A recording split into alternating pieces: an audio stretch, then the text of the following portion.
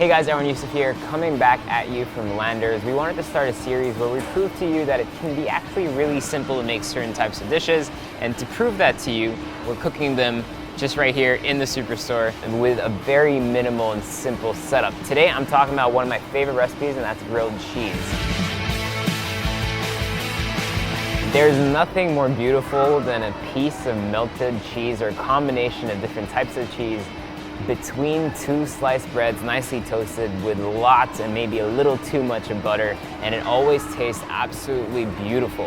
So I'm going to show you today some of my favorite combinations. Obviously your classic grilled cheese is a really good quality bread. It doesn't necessarily have to be sliced bread. It can be a loaf bread that is then smothered with butter and then usually has some cheddar cheese inside or some Monterey Jack cheese.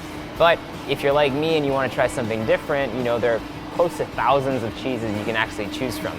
So today I'm going to show you 3 combinations using my favorite cheese here at Landers. So we're going to start very easily with our electric grill. Here you could use an electric grill, you can use a grill top, or you can even do it in a skillet at home on a pan. So I got my bread out, take some butter. You can put a lot because we're going to use this to kind of smear all over the place.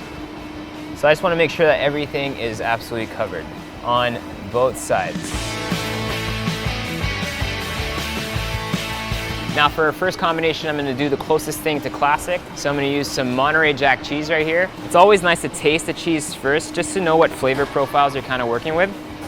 So that has a nice, sharp, almost smoky flavor. All you need is a little slice. Now to counteract that sharpness, I'm going to use just a tad bit of mozzarella cheese, this to give us some extra gooiness as well. And what I like to do here is kind of mix up the cheese already together. I'll grab my butter, and it's really important here to have your butter at room temperature so it's much easier to spread, and you want more butter than you actually think that you need. Nice and spread, pack on the cheese on top. You never want to overload this simply because you want everything to cook up through and get nice and melted.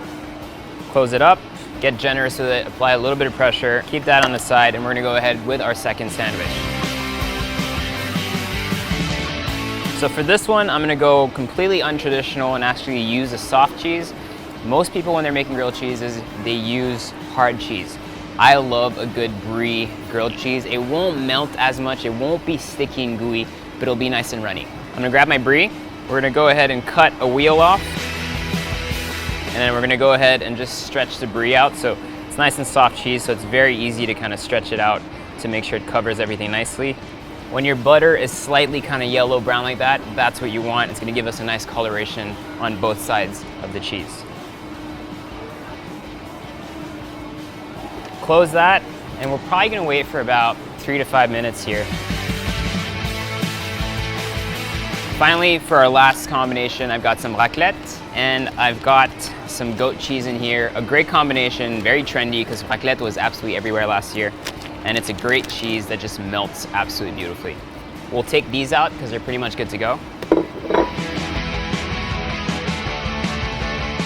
And put this back in here.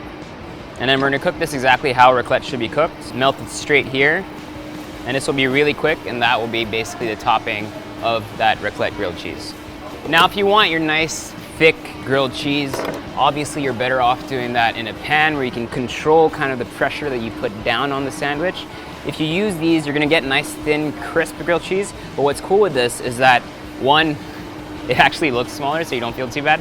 And 2, it actually gives you a nice crispiness, and that reaction with the butter on both sides is really nice because your bread is completely covered with butter. Whereas where you do it on a pan, both the top and the bottom would be covered with butter, but not necessarily the sides. So let's try the raclette. So this is gonna be extremely gooey and cheesy, which is exactly what we wanted.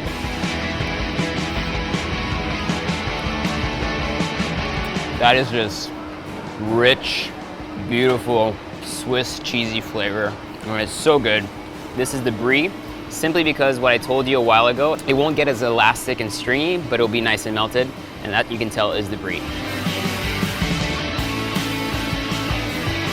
That's so good. Next, this is our mozzarella combination already. And this, you have a more stringy kind of cheese. That butter really kind of just makes it all come together. Absolutely delicious.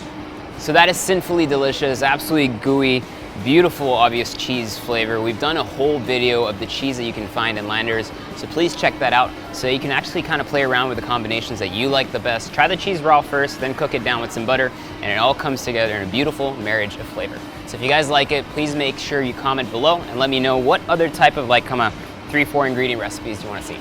See ya.